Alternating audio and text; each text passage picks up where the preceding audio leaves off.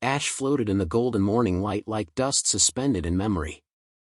The ruins of what once was Denver lay quiet, broken buildings hollowed by time, streets cracked and overtaken by nature's persistence. Silence reigned where laughter and car horns once dominated. Now, only the wind spoke, and sometimes, the dead. Caleb crouched behind the remains of a rusted-out SUV, his breath shallow. Every sound mattered out here. The soft crunch of gravel. The rattle of loose metal. One misstep could mean death. Or worse. Infection. He scanned the street ahead, eyes flitting between shadows. His battered rifle, a family heirloom now dark with grime, rested in his calloused hands. A radio, ancient but functional, was clipped to his shoulder. Static whispered from it intermittently. The signal had returned yesterday. 3 beeps, then silence. 3 beeps. That pattern hadn't come through since his sister vanished months ago. Some said it was a trap. Others called it a myth. But Caleb wasn't like the others, he had nothing left to lose. He pressed the earpiece tighter. Come in. Repeat last transmission. Is anyone out there? The radio hissed, then a voice crackled through, distorted but human. The map, follow. Last hope, safe. Then nothing. His heart pounded, not from fear, but from the surge of something long buried, hope. It had been so long since he felt that word mean anything. Caleb stood and moved quickly, keeping to alleyways, broken shop fronts, and collapsed walls. He had to get back to the others. Back at the hideout, a former bookstore fortified with scrap metal and willpower, Layla, Jackson, and Ava waited. They were the remnants of what had once been a larger group. Friends. Neighbors. Fighters. Most were gone now, lost to zombie hordes, betrayal, or despair. Caleb burst through the barricade door. Layla turned, crossbow in hand. You look like you saw a ghost. He tossed the radio onto the counter. Signal came through. Same pattern, but this time with a message. Said something about a map and last hope. Jackson stood, frowning. Last hope? That's just a story old scavengers tell around fires to keep from going insane. Ava shook her head. No. I've heard it too. They say it's a facility, military maybe, hidden somewhere deep west. Secure. Running water. No infected. Layla raised an eyebrow. You think that place exists? I don't know, Caleb said. But my sister believed in it. When she left, she said she'd follow the signal. She never came back. Silence settled for a moment. Then Ava opened her worn journal. Wait. I might have something. One of the traders I met months ago scribbled this in exchange for food. Said it was meaningless, just junk. But look. She flipped to a torn page. There, roughly sketched, was a crude map.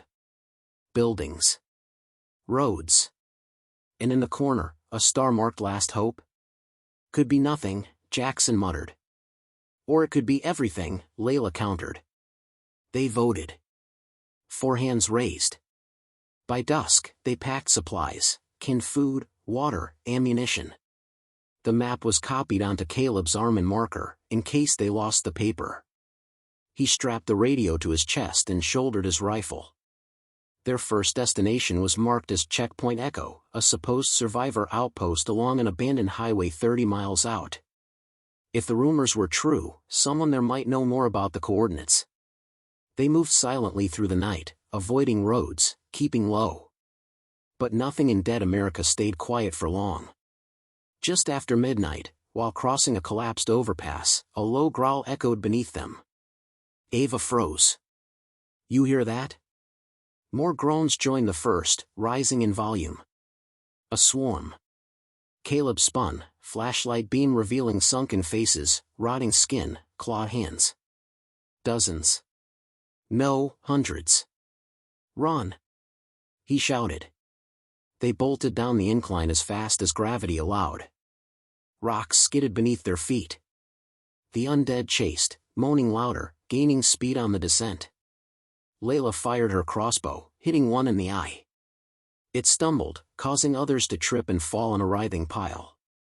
It bought seconds. They reached an overturned semi-truck and ducked behind it, breathing hard.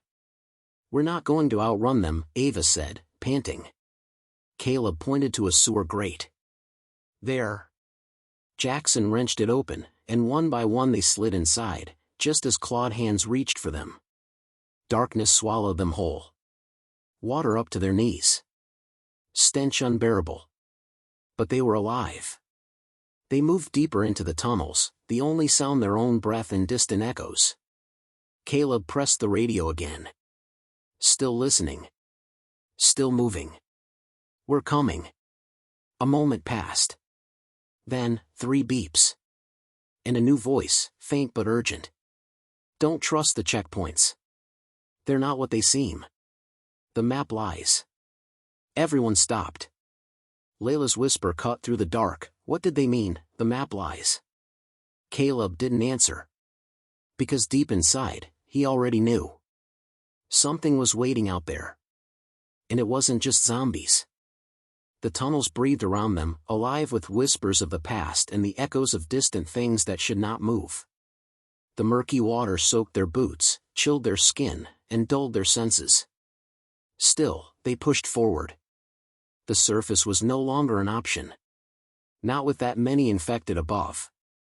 Caleb led the way, the radio gripped tightly in his hand. He kept replaying the words, "Don't trust the checkpoints. The map lies." His gut twisted. Was this a warning? A trap? Or both? Behind him, Layla whispered, "What now?" Caleb paused beneath a rusted maintenance ladder. "We get to Checkpoint Echo anyway. Maybe someone there knows more. Or maybe we learn why we were warned against it. And if it's a trap?" Jackson muttered, scanning the dark with his flashlight. "Then we spring it," Layla said. "Better to know than wonder." They moved deeper, each footstep sloshing through filth and fear. Time became meaningless. They emerged from the sewer miles later, just before dawn, through a busted drainage grate behind an overgrown warehouse. The highway leading to Checkpoint Echo stretched out in the distance, cracked, abandoned, but strangely quiet. They found shelter inside the warehouse, barricading the doors with pallets and debris. Caleb checked the radio again. Static. No new voices. No beeps. "Rest and shifts," he said. "We'll head out at dusk." Jackson stood watch first, staring through a crack in the metal siding while the others dozed. The dreams came quickly for Caleb. Burning cities. Screams. His sister's face, eyes wide, mouth moving, but no sound. She pointed at a map soaked in blood, and the ground beneath him fell away. He woke gasping, gun in hand. Ava blinked at him from her corner. Bad dreams? Always.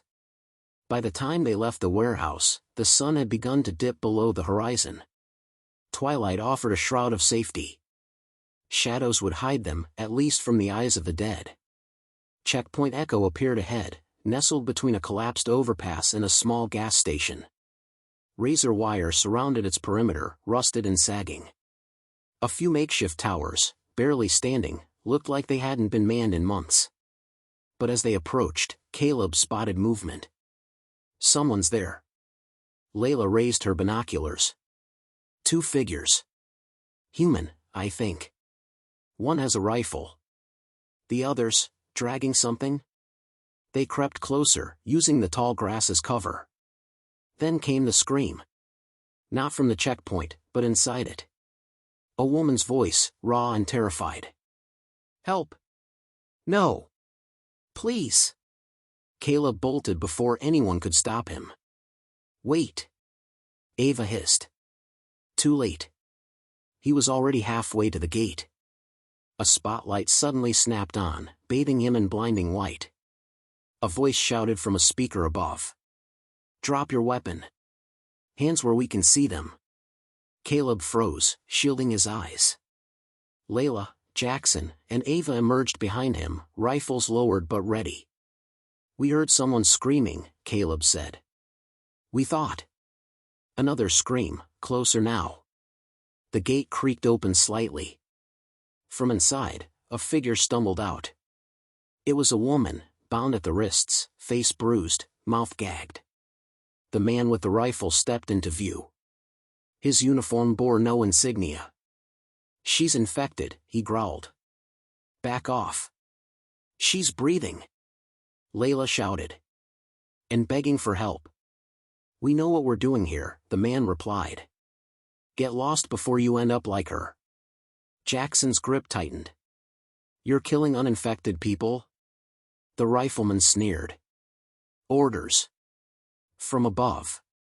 This checkpoint is under quarantine protocol. No exceptions." A second man appeared behind him, thinner, twitchier. He whispered something, and the rifleman nodded. Suddenly, the first man raised his weapon. Final warning. That's when Caleb saw it, the fear in the prisoner's eyes. The silent scream behind her gag. The plea not to let her die here. He acted. A single shot rang out. The rifleman dropped. Chaos erupted. The second guard pulled a pistol, but Jackson fired first, hitting him in the shoulder. The man fell back into the shadows, screaming. Layla rushed forward and cut the prisoner loose. The woman sobbed, trembling in Ava's arms. Inside the checkpoint, more movement. Doors slammed. Boots scrambled. "We have to go," Ava urged. "Now." But Caleb moved deeper inside. "There might be more." Layla followed. What they found chilled them. Inside one of the shipping containers, for bodies, fresh. Bullet wounds to the head. All bound like the woman. All uninfected. Jackson arrived, pale. These weren't guards. They were executioners. Ava helped the woman to her feet. Why were they doing this? She whispered, hoarse, "They said we were witnesses. That we saw something we shouldn't." Caleb's gaze dropped to the map scrawled on his arm. "The map lies," he repeated. "But not because it's false." Layla narrowed her eyes. "Because someone doesn't want us to find what's real." As they left the ruined checkpoint behind, fires burned in the night sky behind them. The woman, still weak, walked with them now, a survivor like the rest. The radio crackled again. 3 beeps. Then a voice, "You're close. But they're watching. You need to disappear." Caleb looked ahead at the winding road, swallowed by fog. "No," he said. "We need to be seen. We need them to know we're coming." Fog crawled across the asphalt like a living thing, hiding cracks in the road and the bloodstains that never quite faded. The group moved fast, silent. The woman they'd rescued from Checkpoint Echo nestled between Ava and Jackson. Her name was Marin, and she hadn't stopped shaking. "They killed the others," Marin whispered, voice cracking. "Said they were looking for someone carrying coordinates. A map. A key." Caleb's eyes narrowed. "Did they mention what it unlocked?" Marin shook her head. "Only that it led to something dangerous.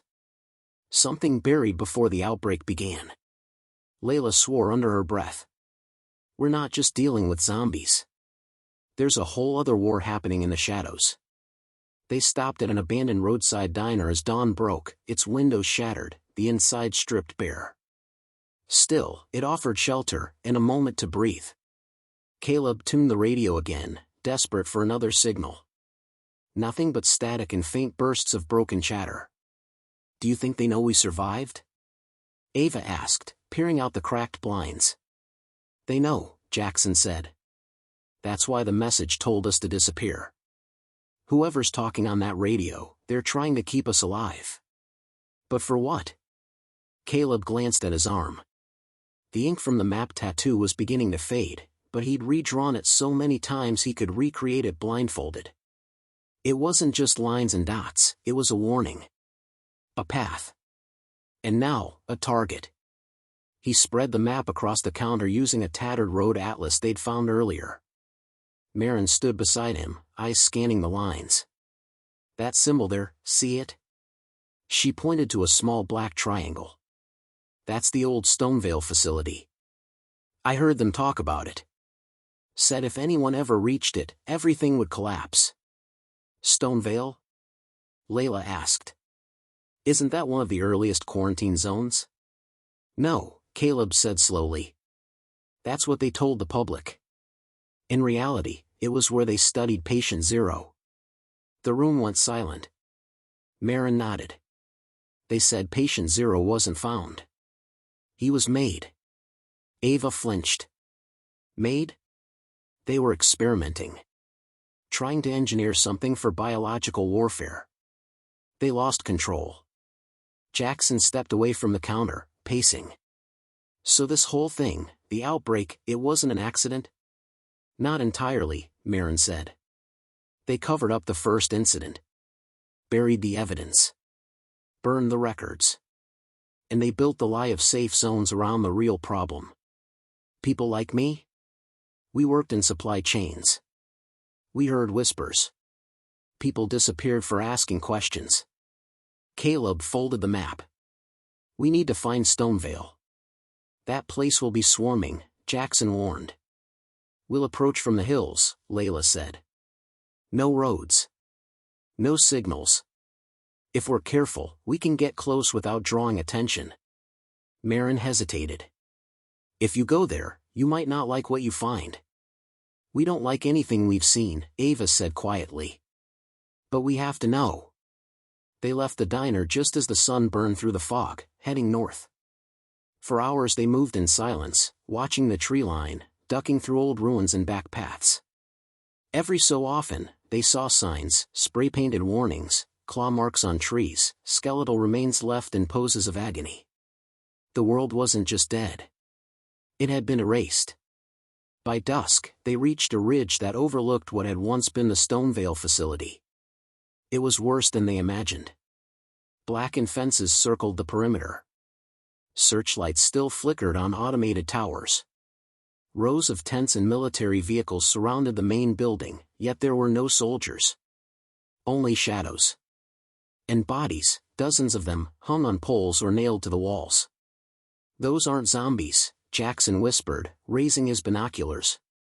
They're warnings. Marin shuddered. They've turned it into a trap. Anyone who comes looking for answers, dies before they can ask. Caleb scanned the edges. There, see that loading dock? It's damaged. We can get in through there. Layla crouched beside him. We'll need a distraction. If they're using motion sensors, we'll trip alarms unless we mislead them first. I'll do it, Marin said suddenly. I owe the others who died. You saved me. I won't let that be for nothing. They tried to argue, but she was already moving. Marin approached from the south, lighting an old flare and tossing it into a collapsed watchtower. Within moments, alarms screamed and red lights spun like mad eyes. Figures, half human, half armored, ran toward the distraction. Now! Caleb hissed. They darted through the trees, climbed over debris, and slipped through the broken dock. Inside, the building groaned. It smelled of rust, chemicals, and decay. They found a corridor lined with steel doors, each marked with strange codes. A computer flickered on the wall. Ava rushed to it. Looks like security clearance is still active. Suddenly, a message appeared on the screen. Welcome back, Dr. Caleb Voss. Caleb froze. What the hell is that? Layla asked. I don't know, Caleb said, voice shaking. I was never a doctor. But the screen flashed again. Protocol override accepted. Containment Unit 17 unlocked. A door at the end of the hall hissed open. Inside, glass walls. Vats filled with liquid. And in one of them, suspended like a corpse in a dream, was a copy of Caleb. Identical. Eyes closed. Motionless. Layla gasped. Is that you? Caleb stepped back, heart pounding. What the hell is going on? And then the lights went out. Darkness swallowed the corridor. The hum of the building's generators faded to silence, replaced by the low groan of shifting metal and the distant hiss of pressurized gas escaping broken pipes. Caleb's heart thundered. He stared through the glass at the floating replica of himself, unmoving in the glowing liquid. The others backed away, weapons raised, eyes darting for threats in the dark. "Someone shut down the power manually," Layla whispered. "They know we're here." "No," Ava said, fingers tightening around her knife. "They let us in. Now they're watching." A red emergency light flickered on overhead, casting the hallway in pulses of blood-red glow. From behind the walls came the unmistakable scraping of claws, slow, steady, circling. "What is that thing?" Jackson asked, still staring at the clone in the vat. Caleb forced himself to speak. "I don't know. But I think I was part of this place. Somehow." "You said you weren't a doctor," Layla snapped. "I'm not." Caleb shot back. "At least, I didn't think I was. I don't remember any of this." A hiss echoed from a side door, followed by the rhythmic stomp of metal boots. A robotic voice called out from the intercom, mechanical and cold. "Unauthorized access detected. Initiating biocontainment purge." "Purge? We need to move," Jackson growled. "Now." They took off down the corridor, following faint signs pointing toward an old server room. Caleb paused long enough to snap a photo of the clone before running after them. His hands were shaking. His mind was racing. How could there be another him? Inside the server room, ancient computers blinked to life as Ava worked her way into the system. The room was sealed with reinforced doors, likely meant to survive full facility lockdowns. It bought them time, barely. "I've got access to the internal logs," Ava said, fingers flying across the keyboard. This place was called Project Lazarus. Top secret. Government funded. Its mission was to develop a way to revive fallen soldiers using regenerative virus compounds. Layla's eyes went wide. They were trying to make undead weapons. "Yeah," Ava muttered. "And they succeeded." She clicked through files, screens flashing images of lab reports, trial footage, and high-level military orders. One file froze her in place. "Oh my God. What is it?" Caleb asked. "It's you." She turned the monitor. A video began to play. A younger Caleb, wearing a lab coat, stood in a white chamber, flanked by soldiers and scientists. He was speaking calmly, professionally. "Test Subject 7C shows unprecedented neural stability. Genetic replication is near perfect. We are, for all intents and purposes, creating consciousness from a template." Another Caleb. A scientist. A leader of the project. Caleb stumbled back. "I don't remember any of that. I swear." "You're not lying," Ava said. "According to this, your memories were wiped. Multiple times. You volunteered for memory deletion to protect the integrity of the project." "But why clone me?" Caleb asked, desperate for answers. "Because you were the only one who bonded with the virus without turning," Ava replied. "You weren't just a scientist. You were the prototype. The control." Layla backed toward the door. "This is insane. That means you're connected to all of this. The virus. The outbreak. Everything." "Maybe that's why the signal said you were the key," Jackson said. Before Caleb could respond, the lights flickered again, and then the alarm screamed. "Containment breach in Lab Sector 3. All personnel evacuate immediately." Ava checked the cameras. Something just broke out of the lower levels. It's not human. It's not undead. It's something in between. From the hallway, a roar cut through the facility. They barely made it out of the server room before the wall behind them exploded outward. A massive figure emerged, part flesh, part machine, its jaw unhinged and its spine exposed. Its eyes were red with virus-fueled rage. It had once been human, now it was something else entirely. It lunged. Jackson opened fire, bullets sparking off metal plating. Layla hurled a flash grenade.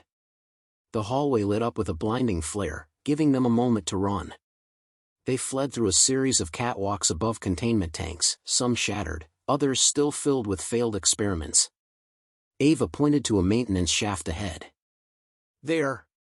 That leads to the sublevel. If we can get below, we might find an exit tunnel. As they ran, the creature gave chase, leaping across walkways, tearing metal apart like paper. The building groaned under the weight of its own buried horrors. Caleb grabbed a crowbar and smashed the control panel, forcing the door open to the sublevel. One by one, they dropped into the darkness below, the sound of the monster howling behind them. At the bottom, the tunnel was narrow, flooded, lit only by emergency strips. Layla slammed the hatch behind them and welded it shut. "Is everyone okay?" Caleb gasped, trying to catch his breath. "No," Ava said. "But we're alive." They moved deeper into the tunnel, the path leading toward a hidden railway used for transporting biomaterials.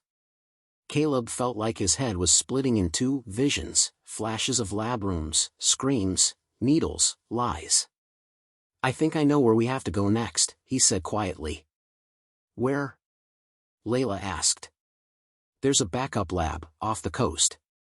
An island. We used it when things here got too dangerous. I saw it in the video logs." "And what's there?" Ava asked. "The origin," Caleb said. "The truth. Maybe even a cure." Behind them, the monster screamed again, louder, closer. "Then we'd better find a boat," Jackson growled. They disappeared into the shadows, with the past chasing them and the future hanging by a thread. The sea crashed violently against the rusted hull of the stolen ferry as Caleb, Ava, Layla, and Jackson approached the dark silhouette of the island on the horizon. Dense fog wrapped around the vessel like a warning. Nothing about the place looked welcoming. "Looks abandoned," Jackson muttered, gripping the wheel. "It was meant to be," Caleb replied. Only senior scientists and top-level military had access. No records existed outside Project Lazarus. Layla stood at the bow, binoculars scanning the shoreline. "There's a dock, what's left of one. We'll have to jump the last few feet." The boat bumped against decayed wood, and the four of them leapt off, boots landing with splashes in knee-deep water. Overgrown vines had wrapped around everything: boats, railings, even buildings. It was as if nature had tried to erase the horrors once conducted here. "This place gives me the creeps," Ava said, her voice low.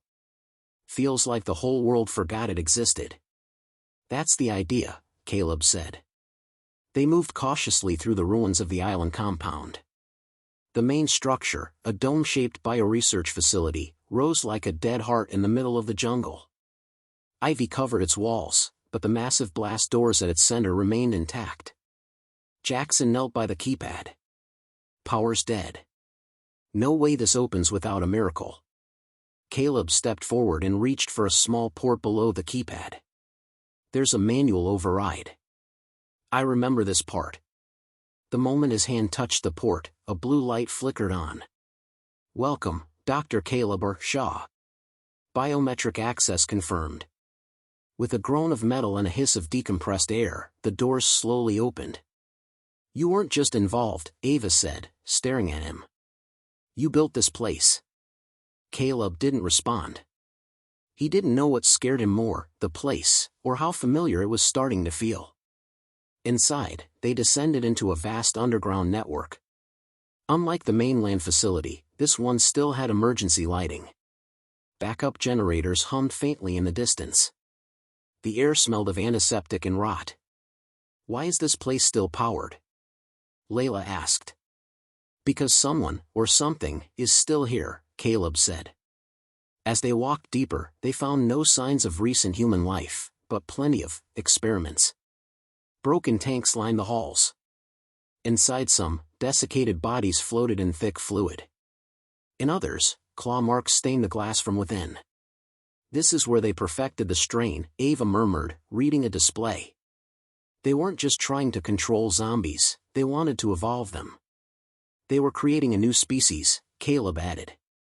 One that didn't die, didn't need rest, and followed orders. And you were okay with that? Layla snapped. No, he said quietly. That's why I erased my memories. I tried to stop it. They came to a room marked Cradle Chamber. Inside, glowing pods lined the walls. One was still active. Inside it, a young girl floated peacefully, no older than 10. Is she alive?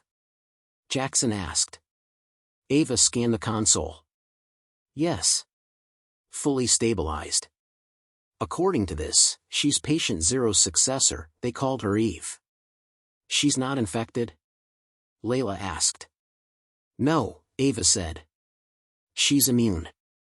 And according to this, she's the only one who ever was. Caleb stepped forward, his reflection shimmering against the glass. I remember now. We created her using a combination of my DNA and the original viral host.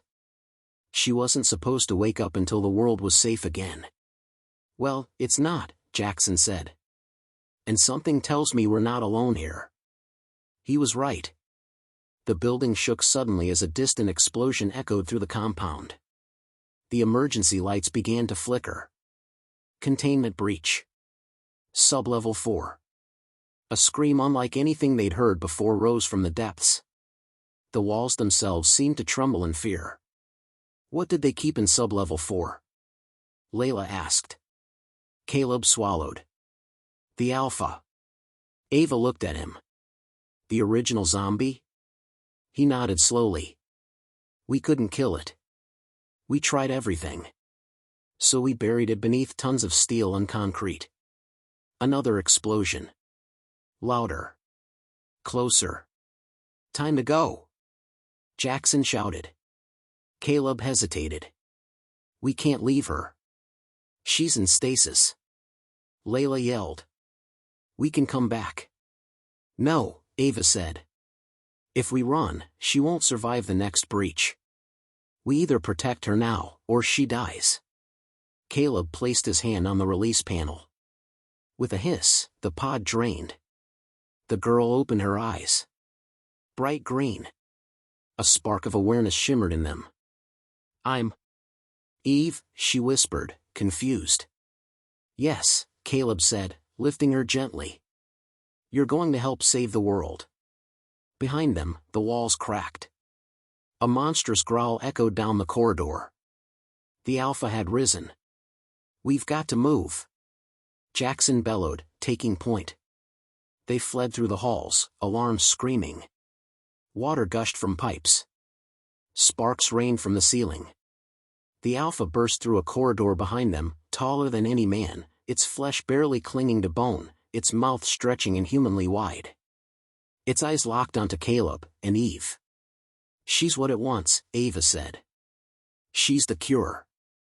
But also, the threat to its existence. As they neared the exit, Eve raised her hand toward the Alpha. To everyone's shock, it stopped, just for a second, then roared in rage. She can control it? Layla gasped. Maybe not yet, Caleb said. But someday. They escaped through the emergency hatch just as the facility collapsed behind them. Fire and smoke belched into the sky. On the beach, they stared back at the wreckage.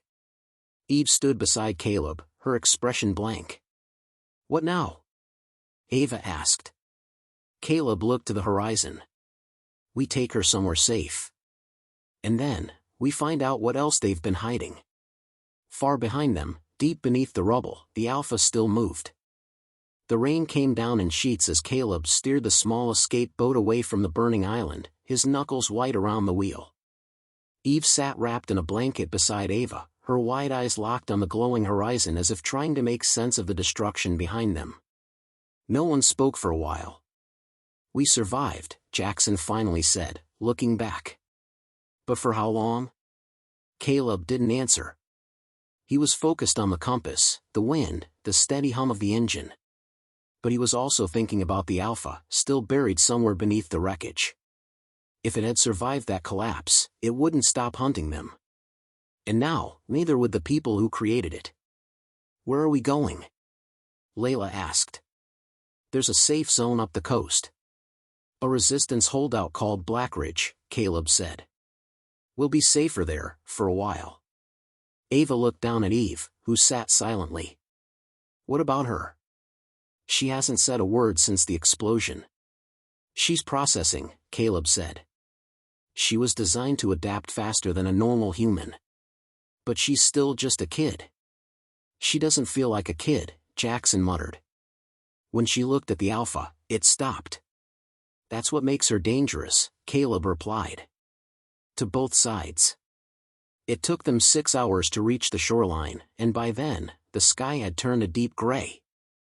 The town of Blackridge was hidden behind steep cliffs and winding roads, its defenses disguised under natural camouflage.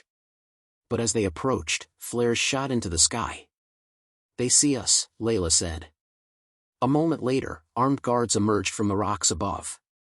A man stepped forward, waving them in. Tall, grizzled, and battle-worn, he had the kind of authority you didn't question. Dr. Shaw, he called out. Caleb nodded. General Rourke. Rourke looked them over. Your message reached us late, but we prepped a spot. Come quick, we've got eyes in the sky. Someone followed you. They were rushed through a camouflaged gate into what looked like a makeshift underground command center. Maps, weapons, medical supplies, and exhausted survivors filled the room. You led the wolves to our door, Rourke growled once they were inside. She's the key to everything, Caleb said, gesturing to Eve. Rourke turned to the girl. This her? Eve nodded quietly. She's just a kid. She's more than that, Ava said. And people will kill to stop her from surviving. She has something the undead want, or fear, Layla added. Before Rourke could respond, a soldier burst into the room. Sir, unmarked drones spotted 10 clicks out. No transponders. Could be corporate. Could be Lazarus. Rourke's jaw tightened. They're not here to negotiate. Alarms blared across the facility. Get her underground, Caleb ordered. Now. But it was too late. The first explosion hit the north wall of the canyon, sending rock and fire into the air. Screams echoed. Soldiers ran to defense points. Gunfire erupted from above. They found us, Jackson growled, raising his rifle. From the smoke emerged black-clad figures, elite mercenaries in biohazard armor. Their helmets bore no insignia, but Caleb knew who they were. Retrievers, he said. Sent to recover, or eliminate, Eve. The team fought their way through the chaos, using overturned vehicles and sandbags for cover. Eve stayed close to Ava, ducking low as bullets and energy blasts tore through the perimeter. They want her alive, Ava shouted to Caleb. That's the only reason we're not all dead yet. We don't give them the chance, Caleb said. There's a tunnel system under this base. We use it to get her out. They retreated into the lower levels as the base above fell into chaos. Explosions rumbled overhead. Smoke filled the stairwells. Gunfire never stopped. Caleb led them to a hatch marked Supply Tunnel D. This goes west, to the cliffs.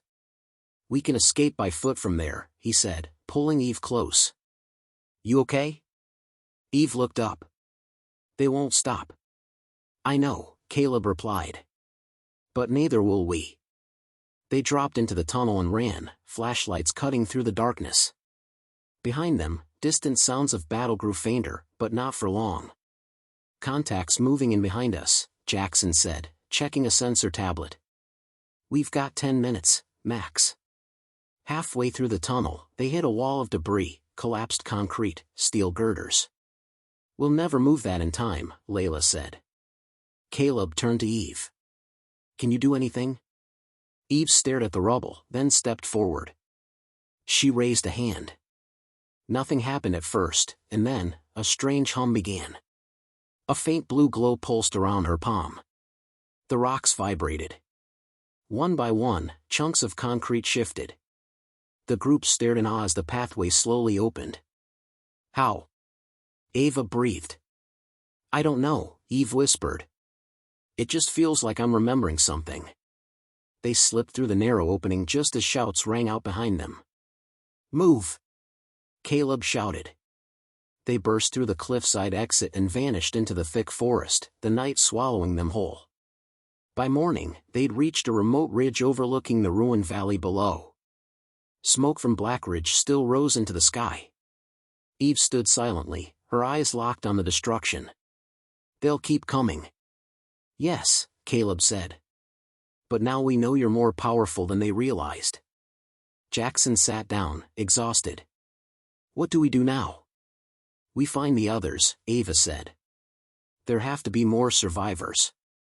More safe zones. And we bring the truth with us," Caleb added.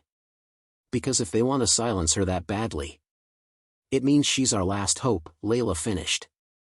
In the valley below, a black drone hovered, scanning the hills. It turned, retreated, but not before transmitting coordinates. The hunt wasn't over.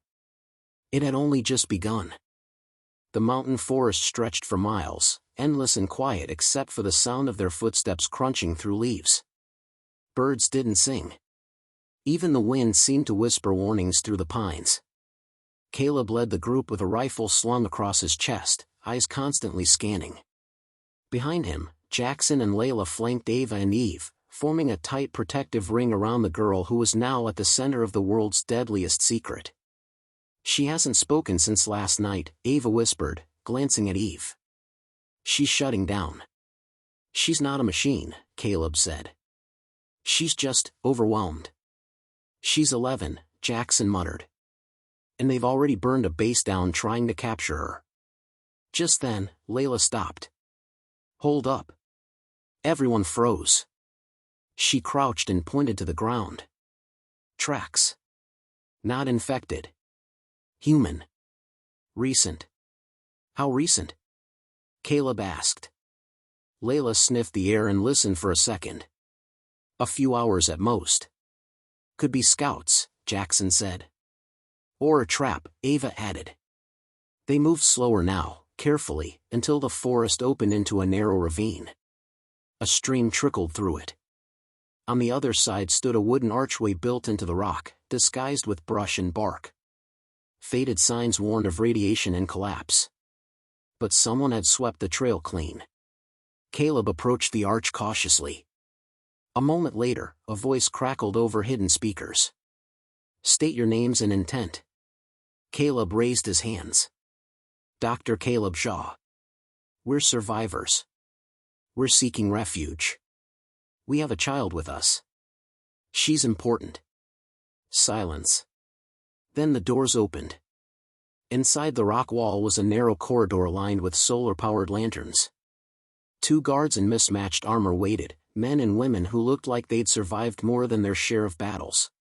"We've heard of you," one of them said. "Come quietly. And keep your hands where we can see them." They were escorted through a winding path into a hidden valley. The forest opened up into a plateau surrounded by cliffs. Dozens of cabins, watchtowers, and greenhouses stood nestled between trees. Children laughed in the distance. Men and women worked the fields. It felt alive. "Welcome to Greyfall," said their escort. "We're the last ones who don't owe anything to Lazarus Corporation or the Undead." A woman stepped out of one of the central buildings.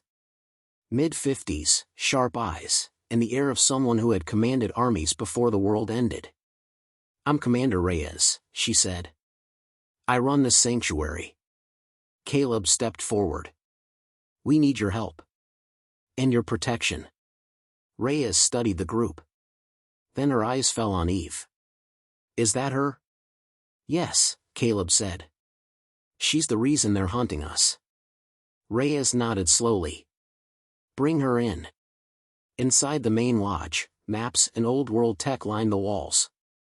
Reyes listened as Caleb explained everything, from Eve's escape to the Alpha experiments, the Black Ridge attack, and what they feared was coming next. When he finished, Reyes leaned back and exhaled. "We've heard rumors of Lazarus developing biosynthetic hybrids. Soldiers designed to infiltrate both the living and the dead. But we thought it was just myth." "It's not," Ava said. "She's real. She learns faster than anyone I've seen. She makes the undead hesitate. And she's starting to remember things she was never taught. Reyes turned to Eve. What do you remember, child? Eve looked up. Dark places. Voices that hurt. Dreams I don't think are mine. Does she pose a risk to this community? One of Reyes's advisors asked. No, Caleb said firmly. But the people chasing her do. They'll burn Greyfall down to find her. Reyes nodded. Then we need to move faster than they do. That night, the group was given shelter in one of the cabins. Jackson and Layla took turns keeping watch. Ava sat with Eve by the window, brushing her hair back. Do you feel safe here? Ava asked softly. Eve shook her head. No place is safe. The next morning, Reyes took Caleb to a secure lab underneath the lodge. Inside, a team of scientists and engineers worked on salvaged data from broken satellites and old military servers. We've been collecting what we can, Reyes said. Encrypted communications. Drone logs. Supply manifests. Everything Lazarus tried to bury. Do you have anything on Project Seraph? Caleb asked. Reyes gave him a sharp look. How do you know that name? It was written on Eve's records. Project Seraph, Genesis sequence. Reyes turned and pulled a folder from a locked drawer. Seraph was the original plan. A prototype meant to end the infection by controlling it. Instead, it evolved. They created something that could walk between both worlds, and maybe even reshape them. Caleb's breath caught. You mean she's not just part human and part AI? She's the cure? Or the final key to controlling every infected on Earth? Suddenly, alarms blared outside. Reyes grabbed a radio. Report. A soldier's voice came through. Unidentified figures approaching from the northeast ridge. They're not infected. Armed. Moving in formation. Jackson burst into the room. We've got company. Reyes turned to Caleb. If they found us this fast, someone here told them where to look. You think there's a traitor? Layla asked, appearing behind Jackson. I don't think, Reyes said grimly. I know. Outside, the sky darkened with approaching drones. Lights swept over the sanctuary. Screams echoed as residents scrambled for cover. They've come for her, Ava whispered, pulling Eve close. Caleb looked to Reyes. Then we fight. But this time, we make sure they don't leave with her. Let me know when you're ready for Part 8, 795 words, the final chapter, where Greyfall becomes the battleground for humanity's last stand, and Eve's full potential is finally revealed. Dawn broke over Greyfall beneath a sky filled with smoke and dread. The sanctuary, once peaceful and green, now buzzed with hurried footsteps, shouted orders, and the whine of power cells charging weapons. Commander Reyes stood atop the watchtower, binoculars fixed on the northeastern ridge. 3 assault teams.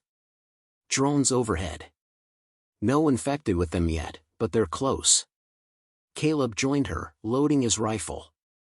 Lazarus wants Eve alive.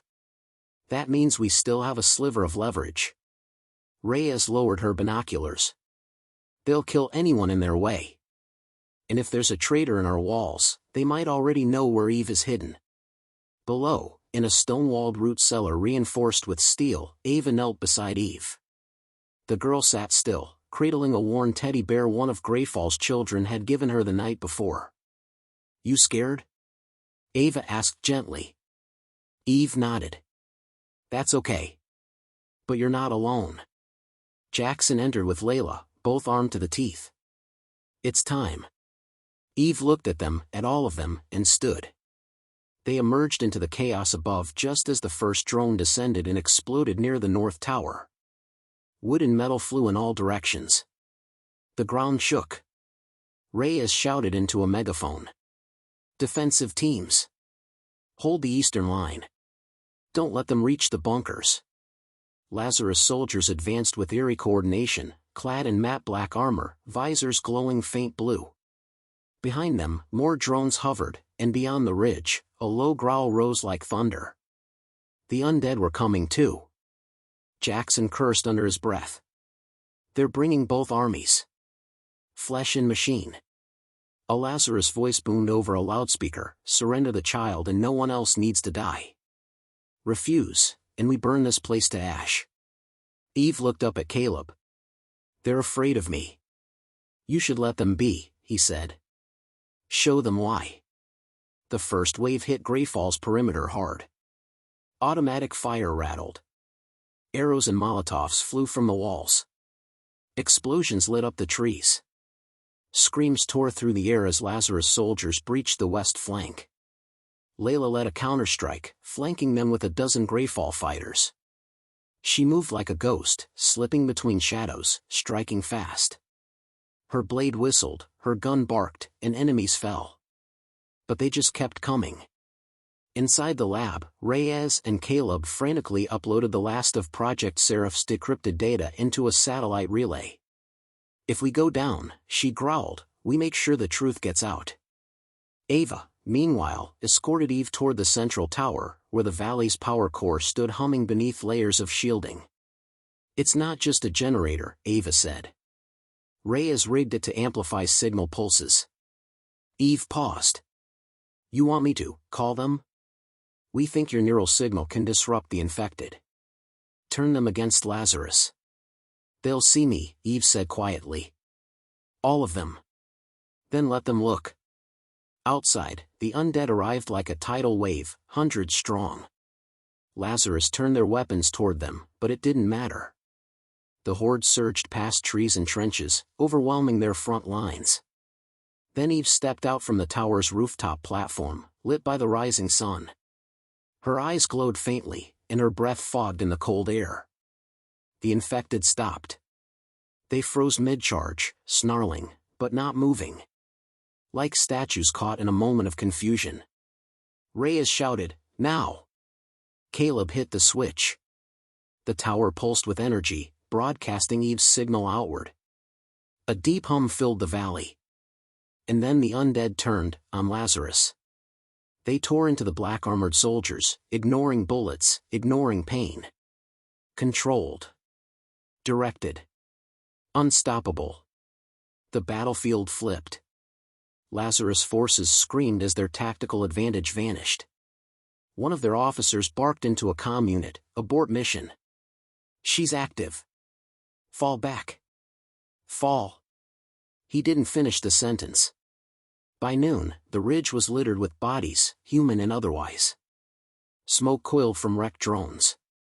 The surviving Greyfall defenders walked the ruins in silence, searching for the wounded, burying their dead. Ava and Caleb stood with Eve at the edge of the battlefield.